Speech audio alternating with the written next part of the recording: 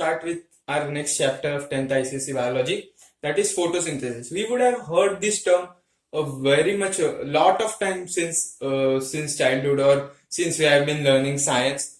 Basically, what is photosynthesis? Photo means light and synthesis means to produce. So, photosynthesis is basically production of food, production of the food by plants with the use of carbon dioxide, water, sunlight, and chlorophyll. So, preparation of food materials by the plant body with help of components like carbon dioxide, water, sunlight, chlorophyll. So, these components are very much important to produce food material, and the process that takes place over here is called as photosynthesis. So, this kind of chemical reaction we are going to see of photosynthesis. CO2 plus H2O gives out C6H12O6 plus O2 plus H2O. So this is the chemical reaction. You can balance the chemical reaction by looking into the chemistry aspects. It's not the concern over here, and over here we can write sunlight, and chlorophyll. So basically, in presence of carbon dioxide and water and sunlight and chlorophyll, glucose is produced. This is glucose, which is a food product, and oxygen is released and water is also produced in small amount. So this is the basic chemical reaction that is involved in photosynthesis. So what is the use of photosynthesis? Yes, use of photosynthesis or importance of photosynthesis.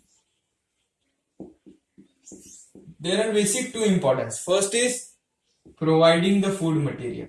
See, we have learnt in EVS the food chains, where at various trophic levels producers, consumers, primary consumers, secondary consumers, etc. are present. But producers are the ones that prepare their own food, and on them various organisms are dependent. So providing the food material to different organisms. Okay.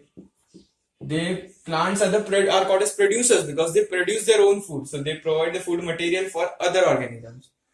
And they produce, one more importance is produce oxygen gas, which is very much important for breathing process of human life. So you can see through the chemical reaction that oxygen is a byproduct of chemical reaction of photosynthesis, which is used by us to inhale. Okay, so these are the importance of photosynthesis that you need to remember.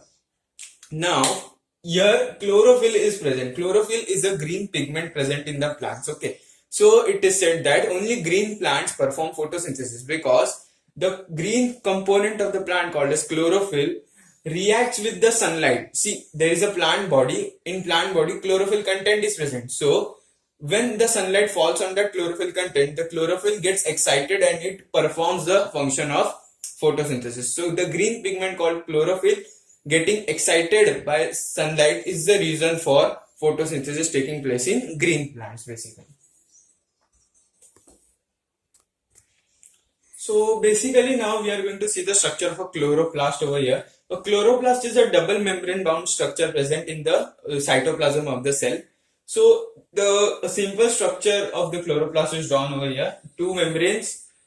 A pile of coin-like structure is seen called as grana or granum, you can say.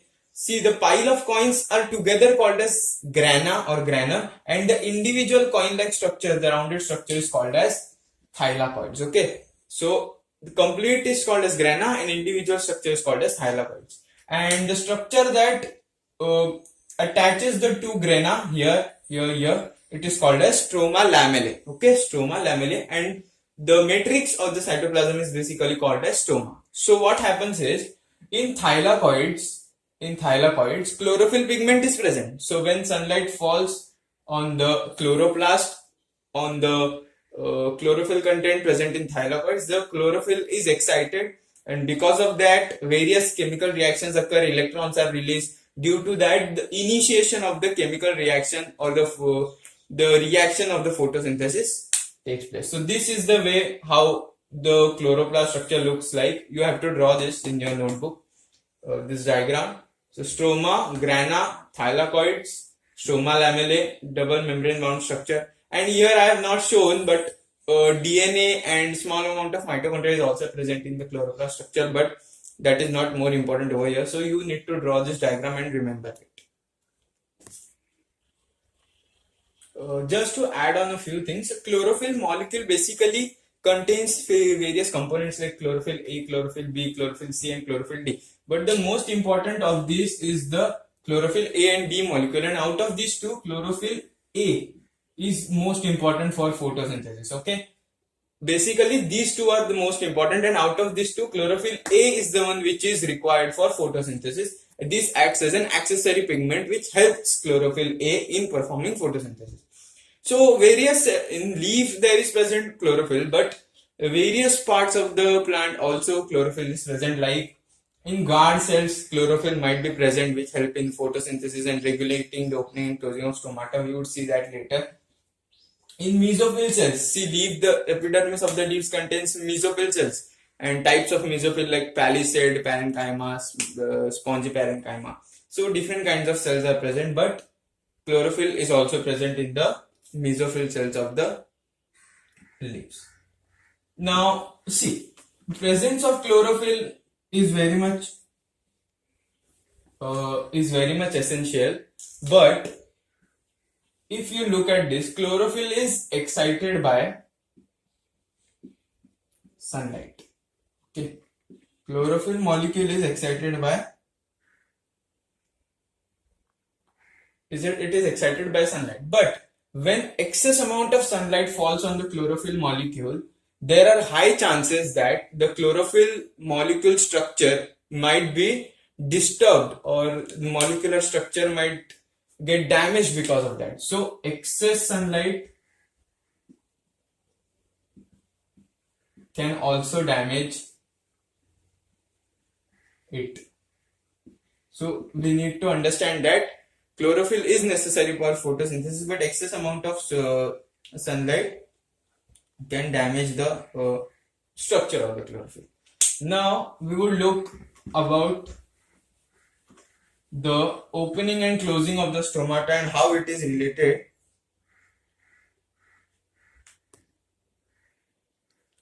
So to perform the photosynthesis, initially what is required is presence of sunlight and chlorophyll are present, but taking in the carbon dioxide through the stomata is very much important. The opening of the stomata so that carbon dioxide of the atmosphere can come into the plant body is very much important. So what happens is, when there is sunlight, that is during the daytime, when sunlight is present and photosynthesis is very much favorable, stomata opens. Okay, stomata opens. Why does it open? To take in CO2. Okay, to take inside the CO2 present in the atmosphere, the stomata opens and CO2 is taken inside. But a negative thing about this mechanism here is that when the stomata opens during the daytime to take the carbon dioxide, at the same time, simultaneously, water is lost due to the opening of the stomata through a process called as transpiration.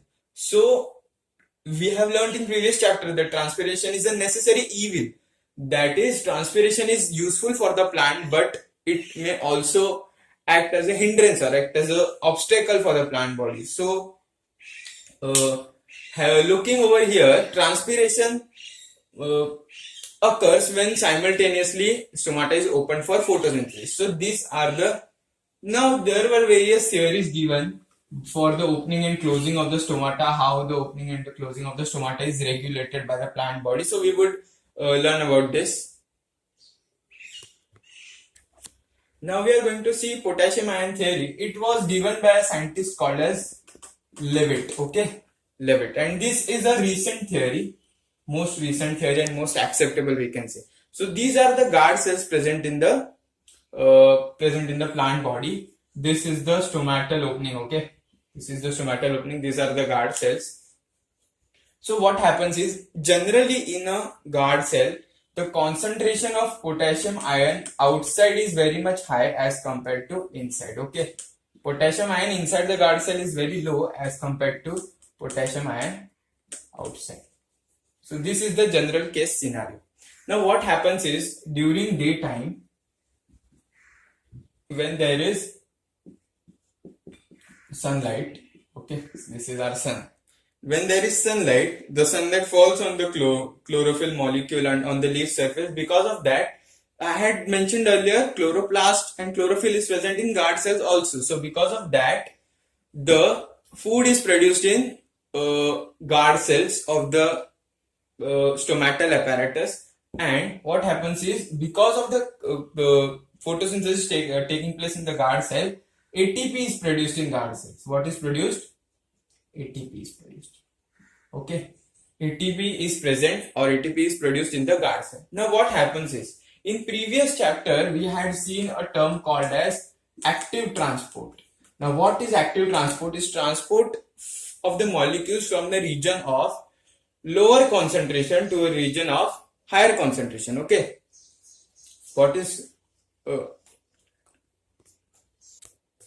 so what occurs is ATP is there is a one change over here. Just potassium ion is present in high amount in guard cell as compared to the external or the neighboring cell. So what happens is, when ATP is produced, the ATP is used for active transport. So what happens is, the potassium ion from outside to inside are transferred with the help of active transport from low region to high region with the help of ATP produced. So what happens after some time, potassium ion concentration increases very much into the guard cell. So the guard cells become now hypertonic. The guard cell will become hypertonic. The guard cell are hypertonic, and outside the guard cell the atmosphere is hypotonic. Now we have learned in previous chapter that water always flows from a region from hypotonic to hypertonic. So water will come inside the guard cell. Okay, water would come inside the guard cell and guard cell will swell up. So swelling up of the guard cell would open the stomata more. Yes. So during the daytime, when photosynthesis occurs in the guard cell, ATP is produced, potassium ion come into the guard cell, making it hypertonic.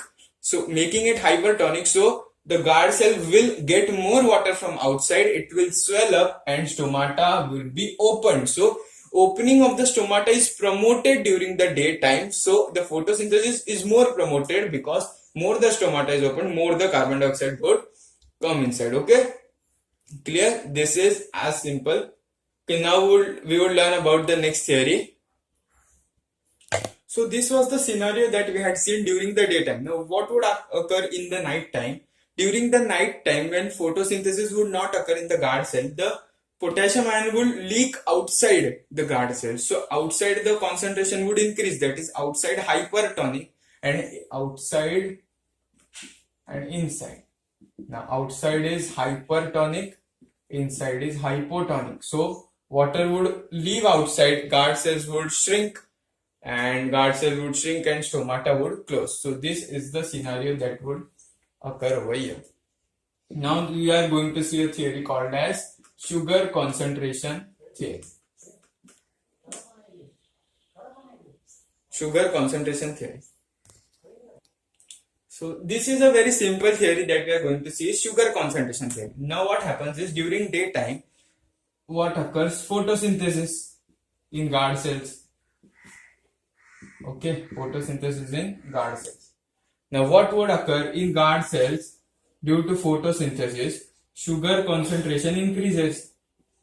Okay, and outside there is very much less amount of sugar as compared to inside.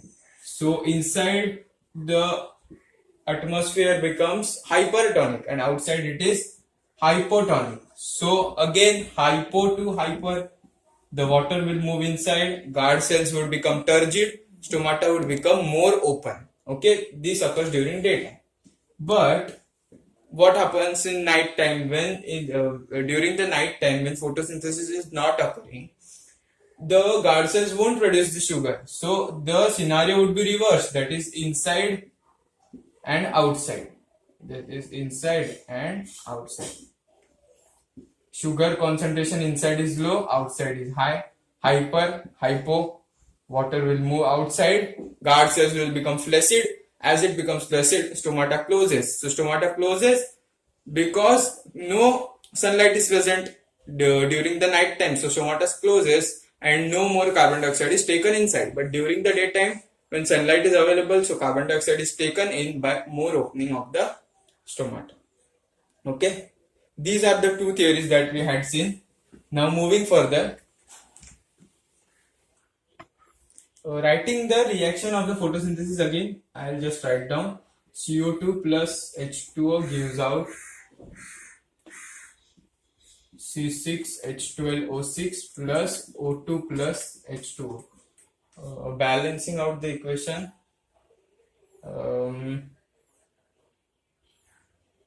Okay. 6, 12. Okay. I won't write it over here because water is produced in photosynthesis, but it is not given over there in your textbook. It is somewhat different, so I won't write it. It is basically 18H2O over here and 6H2O over here. So this cancels out, and here only 12 are remaining. So this is the complex process that you learn in chemistry. You need to just remember this chemical reaction: 6, 12, and over here 6. And what would come over here? Sunlight and chlorophyll. So now we would discuss about the process of photosynthesis. How does it occur? So process of photosynthesis.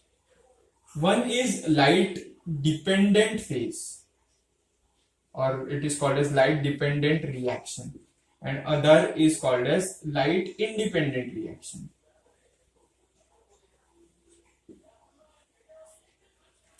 Okay, light independent, or also called as dark reaction. So what is the difference basically?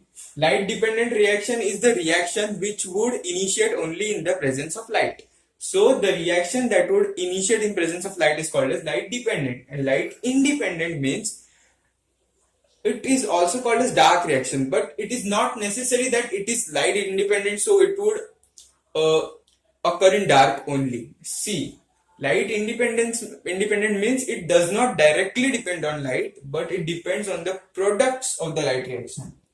Depends on products of the light reaction. You need to remember this. Okay. Products of light reaction. Light independent means it is not that it does not require light. It says that it is dependent on the products formed by the light reaction. So sometimes it is called as dark reaction, but it is not necessary that it would occur in dark only. We would see this in detail now. So now we are going to see light dependent reaction, the reaction that is dependent on the light. So there are 4 steps that occur in this. First is activation of chlorophyll molecule, second is splitting of the water molecule, third is formation of NADPH, and fourth is photophosphorylation.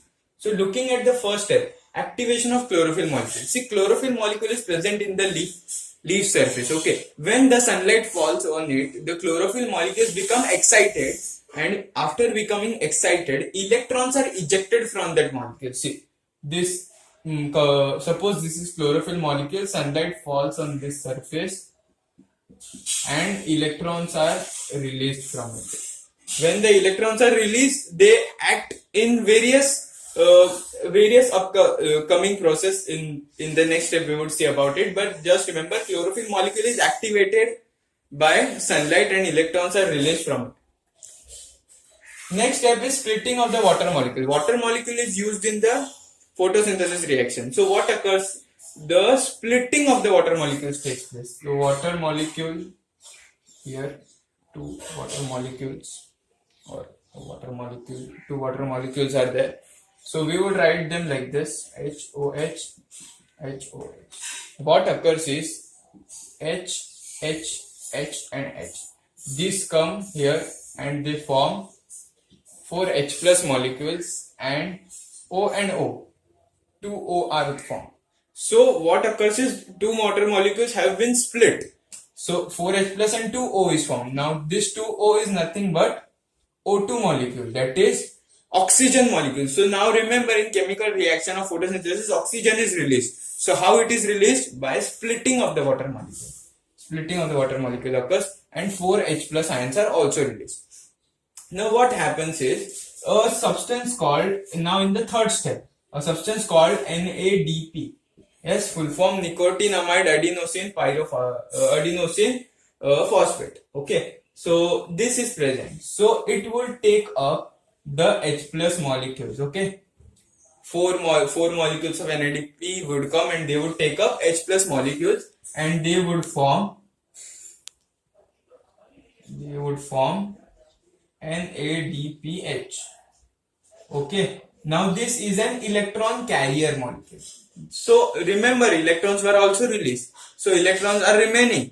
Now this molecule has been formed, O2 is formed. Now what about the electrons? So with the help of these are the electron carriers. Okay, this will carry the electron from one place to another. So what occurs is the NADP now helps in transferring the electron and forming ATP, that is adenosine triphosphate from diphosphate. This is called as, see, diphosphate triphosphate. Here 2 phosphate are present, here 3 phosphate are present. So there is addition of one phosphate group. So that is why the process is called as phosphorylation, means addition of a phosphate group, and it takes place in presence of light, so it is called as photophosphorylation. So with the help of electrons, one phosphate group is added to ADP and ATP molecules is produced. So basically, if we look, what are the end products of light reaction? Yes, end products of light reaction. What occurs? See, first is, in activation there is not such end product formed. Okay. Second, splitting of the water molecules, O2 takes place, O2 formation. Here NADPH formation takes place. Okay, and in photophosphorylation, ATP. So these are the 3 most important light reaction products that are formed. Now what is the use of this product? They would be used in light independent reaction. Yes, light independent is dependent on the products of the light reaction. So light independent reaction, you will use this process in the various further reactions. So this is a small phase, or a phase which is very complex and it is not given in your textbook properly, but you need to remember very few things about this.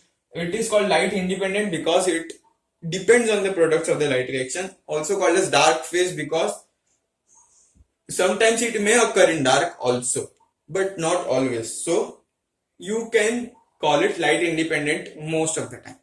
Basically, the most important thing takes place over here is usage of the light reaction products like NADPH, O2 and ATP. So an actual production of glucose takes place in this.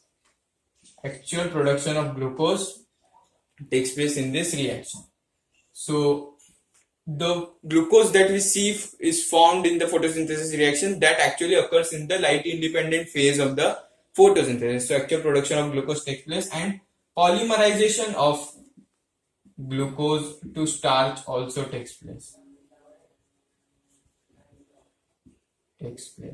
Okay, so these are the 2 important steps that might take place in the light independent reaction. So in previous chapter we had seen the adaptations in plants for reducing transpiration. So now here we would see the adaptations in leaf to perform photosynthesis. What are the adaptations performed by the plants or the leaf so that it enhances the process of photosynthesis? So first one we would see is leaf surface area. In some plants the leaf surface area is very much larger. Larger the leaf surface area, more it is exposed to sunlight and more photosynthesis takes place. So it is simple. Leaf arrangement. So in some plants what occurs is, this is main axis of the plant. Leaves are arranged at a right angle to the main axis. So what occurs because of that? Due to a right angle arrangement, The more part of the leaf surface area is exposed to directly to the sunlight, and more photosynthesis chances are created. Cuticle and upper epidermis. Now, cuticle presence hinders the process of transpiration. That is, it stops transpiration to much extent. But the cuticle is very much permeable or waterproof, and it allows easy exchange of carbon dioxide. So, presence of cuticle stops or reduces transpiration, but it promotes or basically does not stop photosynthesis. So, it is useful for plant. Thinness of the leaves. See, the more the thinner the leaf surface area, more the sunlight would penetrate inside very easily. If the thinness of the leaves is very much high, the stomata if present deep to the leaf surface won't get much sunlight, and CO2 exchange would not be possible. But if the thinness of the leaf is very less, the stomata at the deepest layer would also get more sunlight very frequently, and photosynthesis would increase rapidly. Numerous stomata. Presence of more number of stomata enhances uptake of more carbon dioxide from the atmosphere. Next is extensive vein system. Vein system basically of the leaves helps in transport of substances from one part to another. So extensive vein system helps or promotes occurrence of more photosynthesis and transport of the substances from one part of the leaf to another.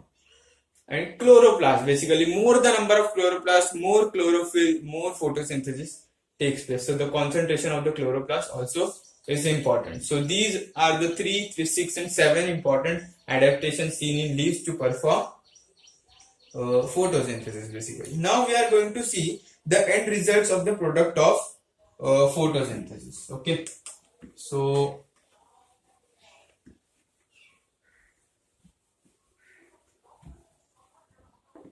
end results of product of photosynthesis.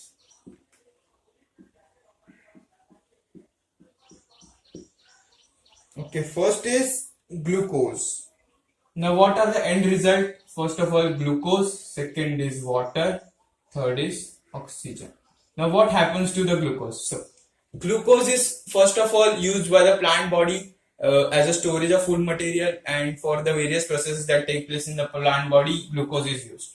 Now the animals that depend on the plants for food products, glucose from the plants get transferred into that animals, and animals get the food product or get the nutrition from that glucose.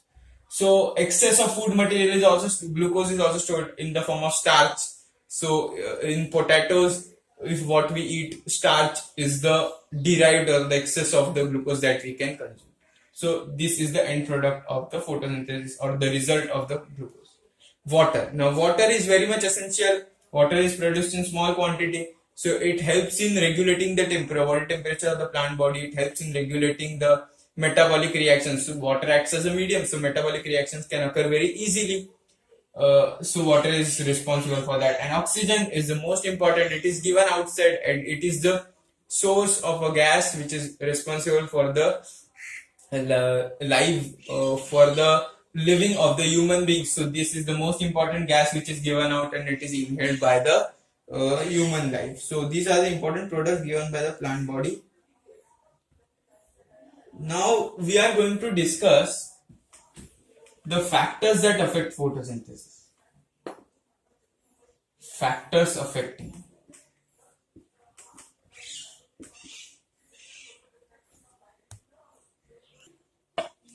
Now we would see the factors that affect photosynthesis. So like transpiration, the external and internal factors also affect the photosynthesis. So the external factors, that is the factors present outside the plant body. First of all, we would see the light intensity. Now with increase in light intensity, more chlorophyll will be excited, and the rate of photosynthesis would increase, but only to a certain extent. See, what happens is increasing light intensity can increase photosynthesis, but beyond a certain limit, the sunlight or the amount of intensity of light can be harmful to the chlorophyll molecule that we have discussed earlier. So increasing light intensity increases photosynthesis, but up to certain extent only. Next is carbon dioxide concentration. See, more the carbon dioxide concentration, more the stomata would be open, and more photosynthesis would take place due to more uptake of carbon dioxide. But If the carbon dioxide content increases more than 0.02%, then what occurs is basically, see, at 0.02% it is maximum photosynthesis takes place. But beyond this, what happens? Certain chemicals are released into the plant body that closes the stomata. So, in spite of increase in carbon dioxide concentration, due to closure of stomata, no further increase in photosynthesis takes place. So, what would occur is, for increasing carbon dioxide concentration increases photosynthesis, but beyond a certain limit, it stops. So, the graph can be very simple. See, I will draw over here. See, this is CO2 concentration, or I would write on the y-axis rate of photosynthesis, and here CO2 concentration. Okay, the graph is certain like this. See, increase in the CO2 concentration is increasing the rate of photosynthesis. Okay, but to a certain extent only. After a certain extent, it becomes constant. See, look at a point over here, and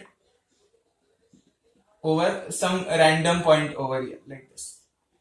This is the maximum point. See, this at this concentration of carbon dioxide, rate of photosynthesis is this much, that is maximum. But if you increase the carbon dioxide concentration further, that is like this, the rate always remains the same. You can see the graph would have gone like this, but it is like this. Why?